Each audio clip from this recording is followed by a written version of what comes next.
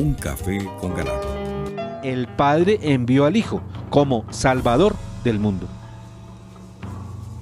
Podemos leer el siguiente relato del evangelista Marcos 14:36 que describe: y decía, Abba, Padre, todo te es posible, aleja de mí este cáliz, pero que no se haga mi voluntad, sino la suya. Aparentemente, el hijo mayor fue injustamente tratado al utilizarlo para salvar a sus hermanos pecadores. Pero no olvidemos que el Hijo unigénito del Padre es consustancial al Padre y por tanto el Hijo como el Padre es Dios. Pero Dios es amor y el Hijo, que también es Dios, también es amor. En Juan 16:16 podemos leer: todo lo que es del Padre es mío. Por eso les digo, recibirá de lo mío y se lo anunciará a ustedes. Por eso Jesucristo, gustosa y voluntariamente, vino a cumplir la voluntad de su Padre. San Juan en su Evangelio 6:38 nos dice: porque he bajado del cielo, no para hacer mi voluntad, sino la del que me envió. Y esa voluntad es el alimento del Hijo, como él mismo lo declaró en el Evangelio de San Juan 4:34. Mi comida es hacer la voluntad de aquel que me envió y llevar a cabo su obra.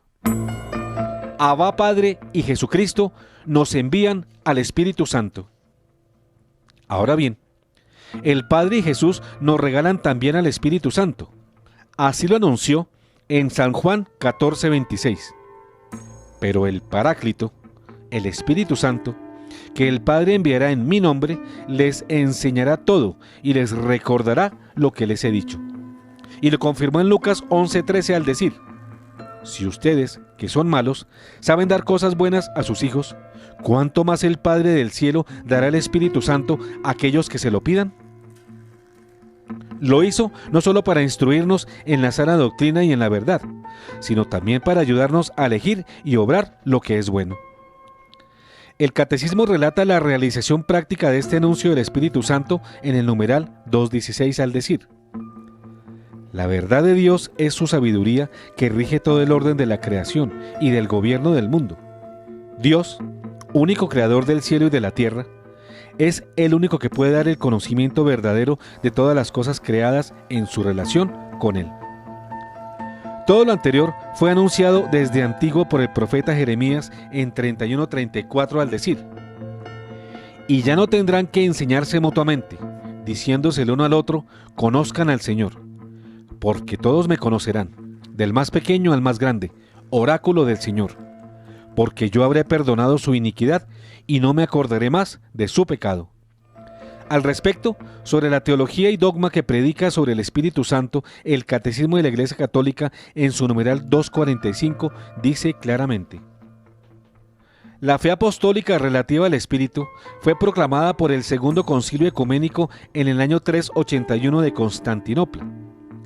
Creemos en el Espíritu Santo, Señor y dador de vida, que procede del Padre.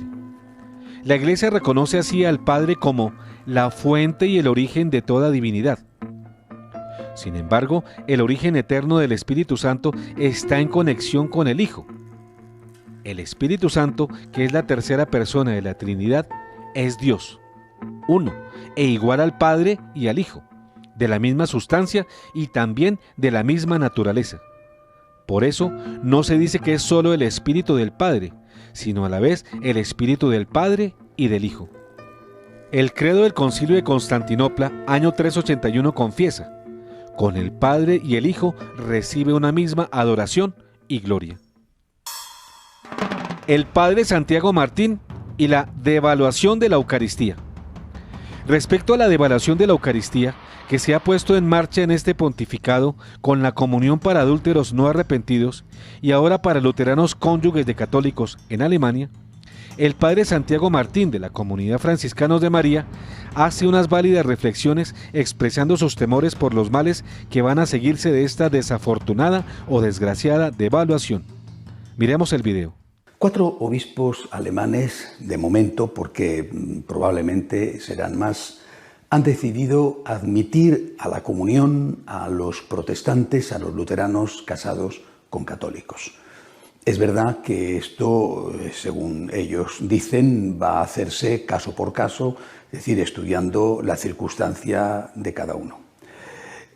Bueno, esto es lo que ellos pretenden, pero probablemente, por desgracia, después en la práctica, en las parroquias, se hará un coladero donde ese caso por caso será visto con ojos de enorme tolerancia, como está sucediendo con la comunión de los divorciados vueltos a casar. Es verdad, hay que decirlo, que el Papa personalmente ha dado el visto bueno a esto. En el vuelo, en la rueda de prensa durante el vuelo de regreso desde Ginebra, donde estuvo hace poco visitando el Consejo Mundial de las Iglesias, el Papa se refirió a esto y dijo que el documento de los obispos alemanes sobre este asunto le parecía positivo porque era restrictivo, no abría la mano a que todos los protestantes casados con católicos pudieran comulgar y por lo tanto a él le parecía que era un documento que se podía llevar a la práctica, pero no podía ser aprobado por la Conferencia Episcopal porque entonces tendría validez para la Iglesia Universal, sino que tenía que ser aprobado en cada diócesis por el propio obispo.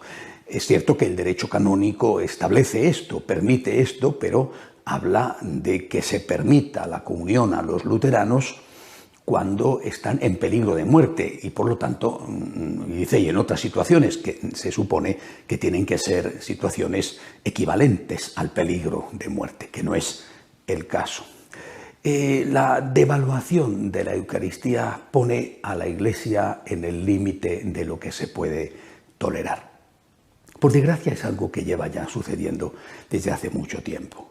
Vemos en la mayor parte de las parroquias católicas cómo la práctica totalidad va a comulgar y, sin embargo, una pequeña minoría va a confesarse. Eso significa que o bien los católicos practicantes son todos buenísimos que no cometen pecados o que muchos de ellos están comulgando en pecado mortal. Es una, repito, devaluación grave, es una ofensa grave a la Eucaristía. Esto se ha aumentado con la aceptación a la comunión de los divorciados vueltos a casar, nunca oficialmente proclamada, hay que decirlo, pero caso por caso y después ampliándolo en la práctica con un sentido equivocado de tolerancia, vemos que eso ha aumentado. Ahora va a pasar lo mismo con los protestantes que están casados con católicos. Se dice que va a ser caso por caso, cuando, insisto, debería de ser caso por caso, pero equivalente al peligro de muerte. Y probablemente, muy probablemente, lo que va a ocurrir es una manga ancha, un coladero donde comulguen todos los que quieran comulgar. Esto plantea a priori una serie de cuestiones de enorme importancia. Esto para empezar, por ejemplo. Se va a poner de manifiesto más aún la división de la Iglesia, es decir, habrá diócesis que no lo permitan, en Alemania ya han dicho 7 obispos que no lo van a permitir, y diócesis que sí lo permitan. En función del obispo, una cosa es pecado y una cosa no es pecado. Esto no es serio. Y si mañana cambia el obispo y el nuevo es restrictivo y dice que no quiere, los que comulgaban ya no pueden comulgar, o al revés. Esto de verdad no es serio. Y luego, no solamente eso, ¿por qué en Alemania van a poder comulgar los protestantes y no van a poder comulgar los luteranos en Estados Unidos, por ejemplo? O miembros de otras comunidades eclesiales, los anglicanos o los presbiterianos, por ejemplo. ¿Por qué van a poder comulgar unos sí y otros no?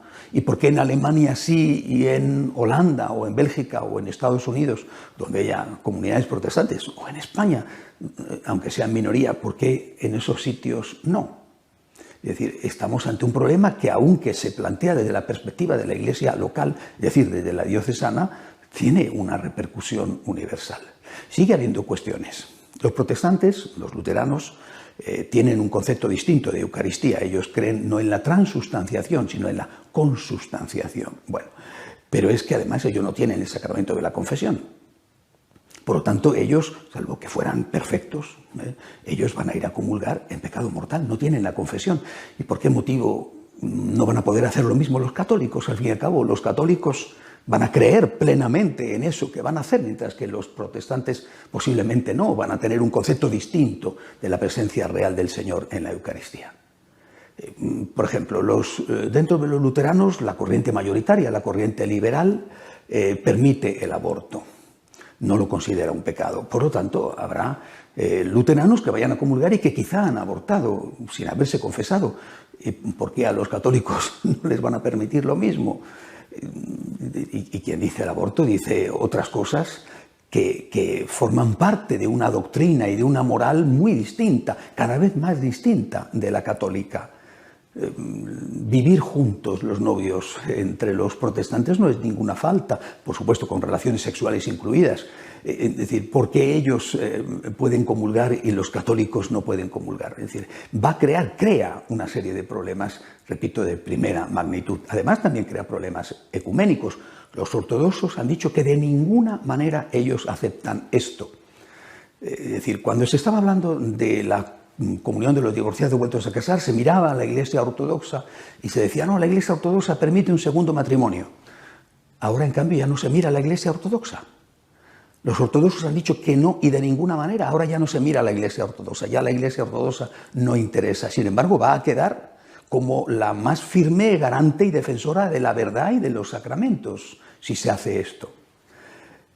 Un grupo, no sé cuánto es el número, pero un grupo de sacerdotes de una de esas 4 diócesis que ya han permitido la comunión a los protestantes, un grupo de sacerdotes de la diócesis de Paderborn, han dicho que ellos no lo van a hacer, porque ellos son fieles en primer lugar a Cristo y al magisterio eterno de la Iglesia, que ellos no van a dar en sus parroquias la comunión a los protestantes. ¿Qué va a hacer el obispo? Que sí que está a favor, que es el primero además que ha dicho que está a favor de esto. ¿Qué va a hacer el obispo? ¿Los va a suspender a divinis?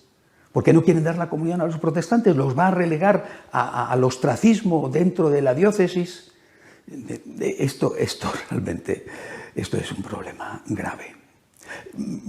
Pero por encima de todo, en la Eucaristía está Jesús. Es Jesús Eucaristía. ¿Qué queda de aquello que dijo San Pablo? El que come y bebe el cuerpo y la sangre de Cristo en pecado mortal, come y bebe su propia condenación. ¿Qué queda de esto? Yo me hago preguntas para las cuales no tengo todavía la respuesta, pero lo que intuyo es realmente muy grave. Y solamente me atrevo a decir, ¿no estaremos quizá crucificando de nuevo a Cristo? Hago esta pregunta, ¿no estaremos de nuevo crucificando a Cristo? Y por eso exclamo diciendo, pobre Jesús.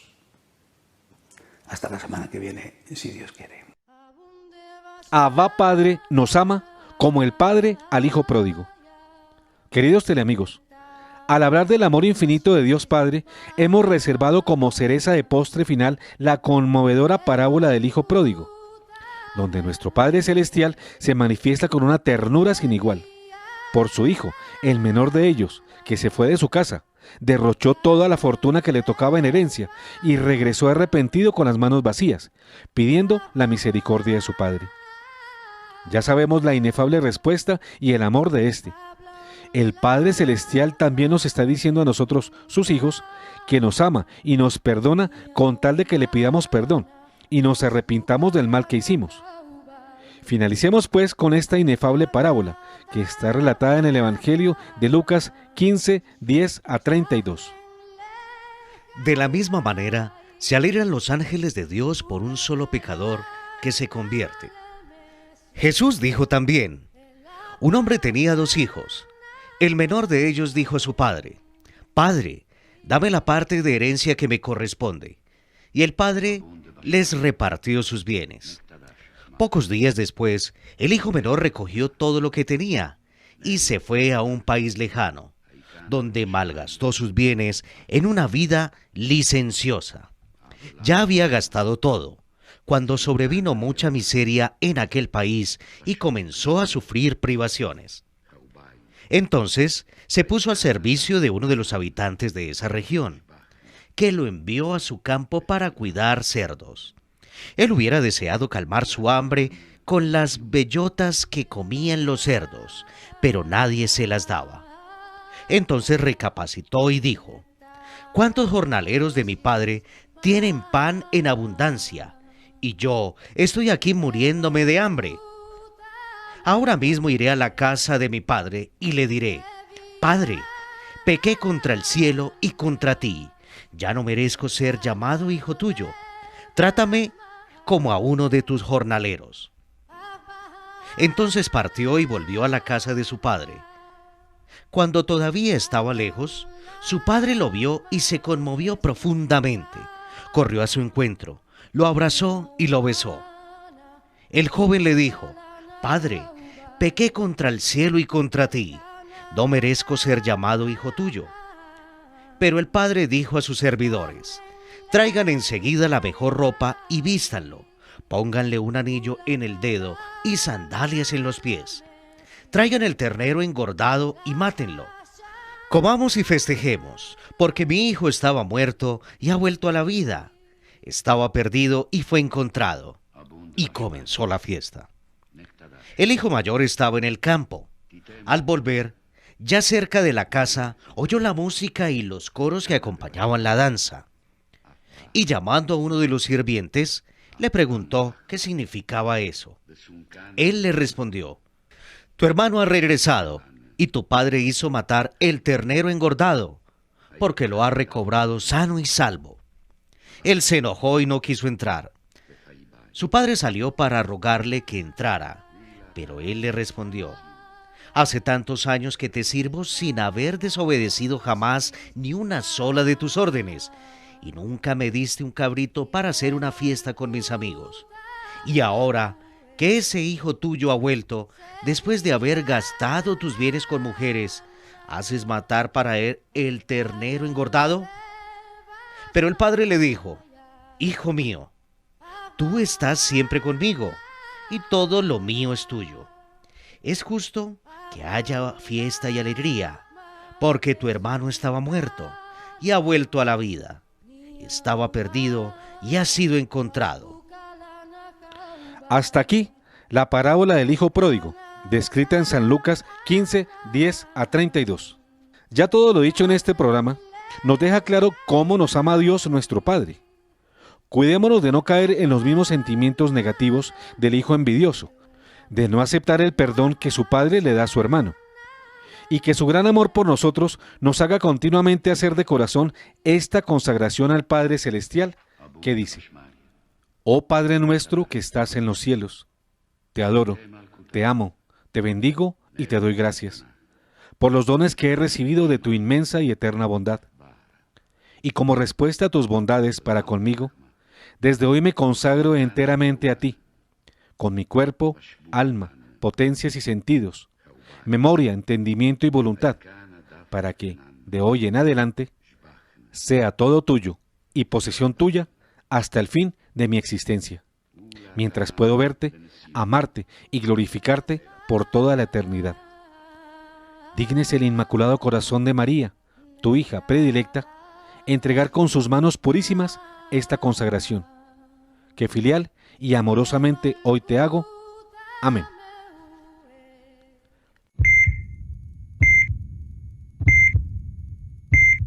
Abunde basmaya nektadasis tite malkuta meue sevillana aikana de basmaya. Abba, Papito Dios. Fin.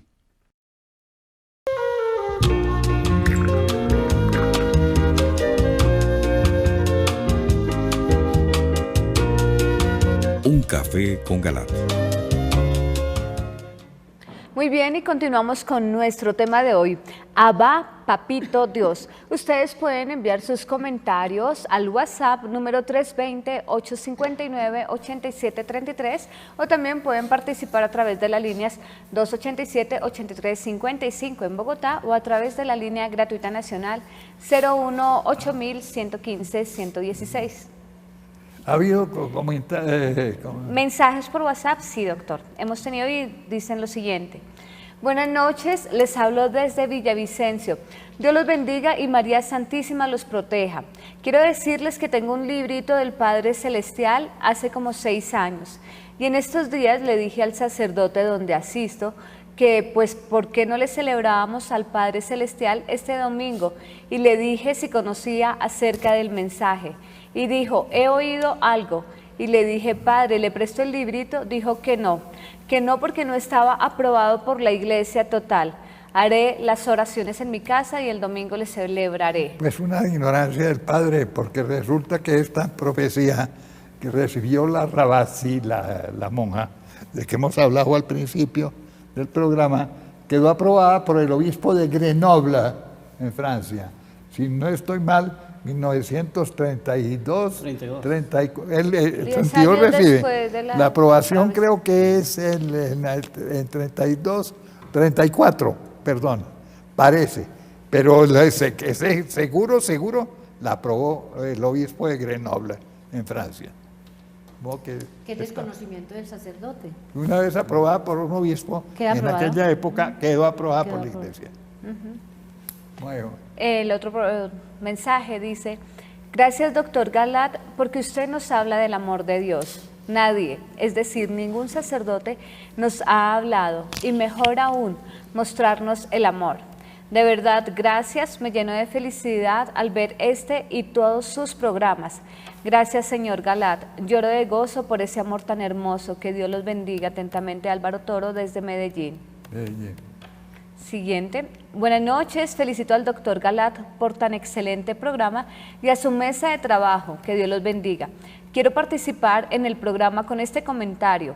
Qué particularidad que desde que está Bergoglio como supuesto papa, desde este tiempo, el comunismo ha tomado más consistencia. Y tenemos un último. Buenas noches, qué lindo programa. Tengo una pregunta.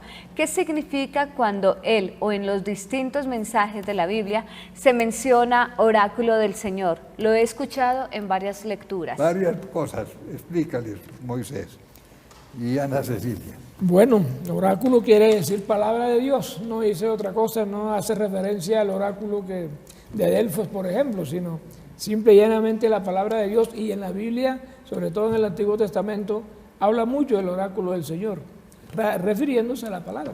Y que también hay que entender que cuando es un oráculo es un mandato de Dios y que el oráculo no cambia, es decir, es, diría entre comillas, una orden. Y la profecía es la que después de, si se ora mucho, puede cambiarse, pero el oráculo no cambia. Yo tengo un amigo que insiste mucho en tener muy claro qué es un oráculo, que es un mensaje profundo, venido de los labios de Dios, y que es una profecía que puede llevarnos a... Profecía sobre castigos. Sí, sobre castigos, correcto. Estas son las, con mucha oración pueden evitarse. Sí, exactamente. Sobre todo en estos tiempos que estamos hablando de tantas cosas catastróficas, terribles, si hacemos unos grupos de oración y nos unimos en comunidad y somos fuertes en el rosario y en acercarnos al Señor, podemos detener la mano de Dios para que no se haga realidad esa profecía. Pues entonces le vamos a preguntar a Juan de Dios Durán, el profesor Durán. Juan de Jesús. Sí, Juan de Jesús Durán, psicólogo, filósofo, comunicador, politólogo. Su opinión sobre el tema. Primero, gracias al doctor Galat por invitarme. Encantado con el programa. El contenido es muy profundo y hay muchas cosas de las cuales se puede hablar. Cuando se habla del Padre Celestial como el amor, pues uno podría traer aquí una serie de pensadores que hablan sobre ese tema. Uno de ellos es el apóstol Juan, en su profundidad habla de que Dios es amor, que nos cuesta mucho entenderlo, o sea, lo miramos desde el punto de vista superficial, pero a mí me impresionaban las imágenes de la gestación del niño. Cuando uno ve de una cosa tan pequeña, tan nimia, que surja después toda una estructura cerebral, todos los órganos, pues es un ejemplo profundo del amor. También me traía a la memoria el hecho que se está discutiendo ahora con ese ecumenismo, donde se dice que todas las religiones son iguales. Y hay que aclararle a los televidentes que no es cierto. El Dios de los musulmanes no es el mismo Dios de los católicos o de los cristianos, ni es el mismo Dios de los judíos no conversos. ¿Por qué? Porque si nosotros miramos con detenimiento el video, el Dios de los cristianos es un Dios trino, uno y trino. 3 personas con una misma naturaleza y una misma sustancia. Si nosotros vamos a abordar lo que es el Islam, ellos no tienen un Dios trino. El Señor Jesús sencillamente es uno de los profetas más. Si nosotros vemos a los judíos no conversos, no podemos decir que creen en el mismo Dios de los cristianos. ¿Por qué? Porque ellos no reconocen, estamos hablando de los no conversos, no reconocen al Señor Jesús como Dios, lo rechazaron. Y así tendríamos que hablar de muchas cosas hermosas que se trataron en el programa, un programa que, si los televidentes lo miraron con detenimiento, es enternecedor, a mí me parece fabuloso, profundo. Y también me traía a la colación una frase de Marsilio Ficino, aquel pensador filósofo del Renacimiento, cuando dice: nos hiciste poco inferior a los ángeles, nos coronaste de gloria y dignidad, haciendo referencia al amor tan profundo que nos tiene el Padre al crearnos, que nos creó por amor, no por necesidad como se dice ahora. Cuando uno ve algunas de estas tergiversaciones que se están haciendo dentro de la misma Iglesia Católica, cuando se dice, por ejemplo, que es que Dios no es Dios sin los hombres, pues sencillamente no es cierto. Esa es una de las tesis de Federico Nietzsche. Cuando habla que el hombre es una creación, o más bien, que Dios es una creación del hombre, o sea, nosotros proyectamos un Dios que en la realidad no existe, pues si nosotros decimos que es que Dios nos crea a nosotros por necesidad, pues deja de ser Dios. Es un ser carente, necesita el amor y no es Dios. Eso es lo que está diciendo Bergoglio, una de las herejías de él, que Dios no puede ser Dios sin el hombre. Sin los hombres. Sí, sería un Dios carente, un Dios que no es Dios, un Dios necesitado. Y podríamos traer muchas cositas acá, porque el programa es muy hermoso. Cuando al inicio del programa se decía que también en ese amor, también Dios nos purifica, y la purificación es parte de la bondad de Dios.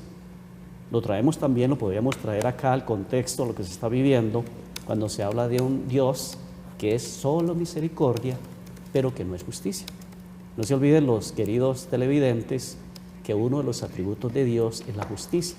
Si nosotros hablamos de un Dios que es solo misericordia y que no es justicia, pues sencillamente estamos quitando esa virtud o ese atributo de Dios. Y no solamente eso, estamos negando una verdad teológica, Sí, porque señor. uno de los salmos, el 119, dicen que la misericordia y la justicia de Dios se besan, se acuerdan, Ajá. están de acuerdo. De modo que nada la podemos separar la justicia de la misericordia. Eso es una herejía, es lo que está haciendo Bergoglio también, hablando de la misericordia sin la justicia. Que hay una llamada, doctor. Moisés. Gracias, doctor. Sí, hoy en día, infortunadamente, se ha olvidado al Padre. Y hay un desconocimiento, inclusive hasta la aprobación, como decía el amigo de Villavicencio, que el Padre desconocía que la fiesta del Padre estaba aprobada. Se habla mucho de la misericordia de Dios, cosa que es fantástica, que es indispensable en nuestra vida, pero se han olvidado del amor y de la justicia del Señor. Las 3 cosas van concatenadas, van unidas, no pueden separarse.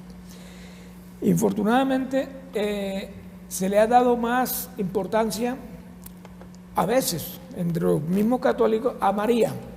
No estoy diciendo que a María no se le venere, hay que tener una veneración especial, y dentro de la Iglesia Católica hay un culto que se llama hiperdulía, que es veneración especial para la Santísima Virgen María. Pero ella no es diosa. No es diosa, No, y no. siempre hay que tenerla por debajo de la Santísima Trinidad. Amarla inmensamente, venerarla sí, pero siempre por debajo de la Santísima Trinidad, porque si se pone igual o por encima, estamos cometiendo idolatría, así sea la Madre de Idolatría, Dios. sí, señor. Eso se llama idolatría. Y en los protestantes, por ejemplo, se habla mucho de Cristo, Cristo, Cristo, Cristo, Cristo. Sí, nuestra fe es cristocéntrica, pero no podemos olvidar ni al Espíritu Santo ni al Padre Celestial. En la Iglesia Católica invocamos mucho, con mucha frecuencia, al Espíritu Santo. Yo en los protestantes, y tengo muchos amigos protestantes, nunca les he oído hablar del Espíritu Santo. Bueno, los carismáticos sí. Sí, Sí. los carismáticos. Ellos a eso hablan me mucho refiero. de la efusión del Espíritu. A ellos me refiero. Y los carismáticos ha sido un avivamiento en la Iglesia Católica que estaba un poquito dormida, y los carismáticos han hecho que resucite, por de alguna manera decirlo, la Iglesia Católica estaba dormida. Bueno, tu opinión. Bueno, es muy bonito rescatar el tema del Padre Celestial, porque, muy cierto, nosotros nos dedicamos mucho a hablar del Hijo y del Espíritu Santo, pero se nos olvida una de las personas de la Santísima Trinidad, que es el Padre. Y el video nos lleva a reflexionar sobre lo que realmente es un papá. Un papá, el papá es... Un papá celestial. Sí, y sobre todo el papá celestial. ¿Qué es un papá? Pues el papá es el que es amoroso, el que todo lo ve, el que todo es conciliador, es misericordioso. Y si lo vamos al Padre Celestial, pues sin palabras, porque el Padre Celestial sí es un derroche completamente de amor y de ternura para con nosotros, sus hijos. Pero yo estoy de acuerdo con mis compañeros, no hay que pensar que como el Padre es amor y es derroche de ternura, entonces es un Padre alcahueta, entre comillas. No, el Padre amoroso también llama la atención, corrige, y si tiene que dar un calorcito de orejas, lo hace, porque el mismo amor lo lleva a la corrección. De ahí que esa representación de todo lo que nos vienen diciendo del Padre no lo terminen precisamente con el pasaje del Hijo Pródigo. Esa parábola es realmente maravillosa porque nos muestra el papel del Padre que lo da, pero que está ahí esperando, y del Hijo que todo lo recibe, que hace lo que quiere, pero que luego entra en él mismo y hace una reflexión y dice, pero ¿por qué estoy perdiendo lo más importante, que es mi papá? El cariño que él me da y todo lo que él me prodiga. ¿Por qué hay otros que no tienen nada que ver con mi papá y lo están disfrutando? Yo voy a regresar donde mi papá y le voy a pedir perdón. Es lo que el Padre, el Papito Dios, quiere también de nosotros, que si cometemos una falla, si nos equivocamos, pues le pidamos perdón, hagamos las paces con él y empecemos la nueva relación de padre e hijo, pero una relación amorosa, una relación de sano corazón, una relación que deje paz.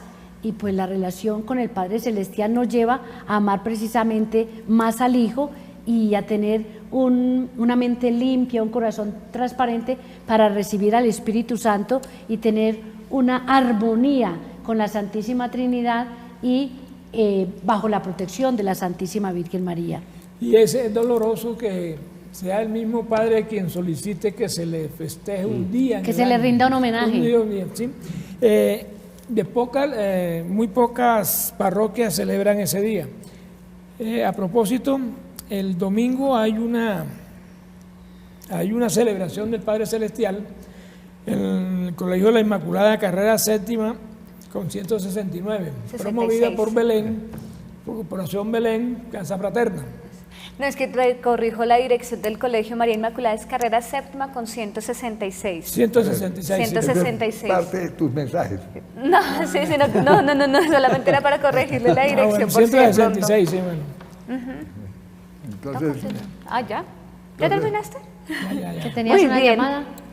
Tenemos llamada, doctor, o mensaje, lo que usted diga. primero tu opinión y tus tus anuncios. Bueno, gracias, doctor. Bueno, varios sobre una persona que nos escribía en donde prácticamente el padre se oponía a celebrar el Día del Padre Celestial. Es muy triste ver que a veces la iglesia cierra las puertas para lo que realmente pertenece a Dios, para lo que realmente se busca adorar a Dios, transformar corazones, llevar a la gente a la conversión. Pero veo que últimamente sí están abriendo las puertas para que entre en la nueva era, para que entre el yoga, las clases de autosuperación y de todo lo demás. O sea, todo lo que prácticamente es como la nueva era, la religión del anticristo. En esto se está abriendo mucha puerta, se están abriendo muchísimo las puertas en la iglesia, entonces ojalá que esto nos lleve más a reflexionar que en lo que tiene que ver con amar a Dios, a la Santísima Virgen María, apoyemos y qué mejor que hayan muchísimos eventos como los hace con la Corporación Belén, como los hace Teleamiga, en fin, con tal de que sea agradarle a Dios, que existan muchísimos. Es preferible que la gente esté reunida en un coliseo, en un auditorio donde sea alabando a Dios y no que estén en otros lugares alabando a Satanás. En otros lugares hablando del cristianismo zen. Exacto, como se está viendo. Es una de las variantes de la nueva era. Sí. Así es. Cristianismo zen. Sí. Así es, desafortunadamente, bueno, doctor. Desafortunadamente se nos acaba el tiempo. Vamos a ver, ¿usted tiene? Sí, yo tengo. Quiero decirle a los teleamigos y teleamigas que en el mes de septiembre vamos a hacer un mini congreso muy especial. Vamos a tener la visita de un amigo muy querido de todos ustedes, todavía no lo puedo anunciar, pero es un regalo que el Señor nos da, que Él pueda compartir un rato con nosotros y contarnos tantas cosas que Él maneja muy bien. Les estaremos avisando dónde, les estaremos diciendo la fecha, y va a ser una jornada de encuentro de familias para que compartamos.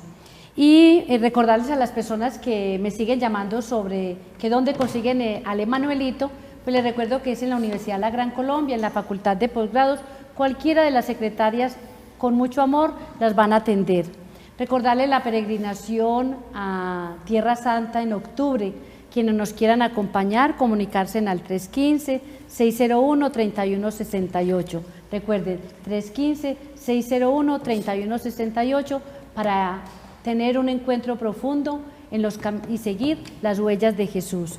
Y seguir orando los unos por los otros y convocarnos el domingo a celebrar la fiesta de Dios Padre y hacer propia en nuestra vida la parábola del Hijo Pródigo. Un mini anuncio. El último anuncio es la invitación para el evento que realizará Teleamiga. Esto será una jornada de sanación, liberación y preparación para los últimos tiempos. Será con el ingeniero Carlos Rodríguez, con el laico Antonio Triviño y un sacerdote especialista en estos dos temas. Estaremos el día sábado 25 de agosto en Palmira, en el Centro de Convenciones Amaime. El domingo 26 de agosto en el Colegio La Inmaculada Concepción en Bogotá, y el lunes 27 de agosto estaremos en Bucaramanga en el Hotel Chicamocha. Para mayor información se pueden comunicar al 578-1888 o al celular 320-439-5475. Gracias, doctor. Bueno, hasta la próxima, teleamigos y teleamigas.